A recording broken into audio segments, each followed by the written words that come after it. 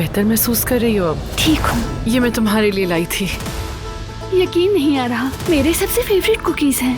बेटी को बहुत पसंद है ना ये कुकीज। कुकीज के लिए बहुत शुक्रिया। मेरी अम्मी कभी। बहुत अच्छा लगा आपने ऑफर कबूल कर ली। मैंने भी डॉक्यूमेंट्स तैयार कर लिए हैं। सब पढ़ लिया है मैंने। फराग काराबे ने साइन कर दी हैं। कर दिए हैं।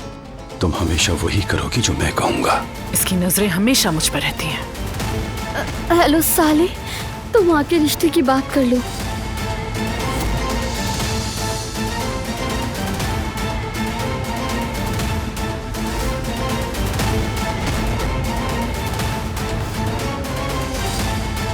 बारान नहीं।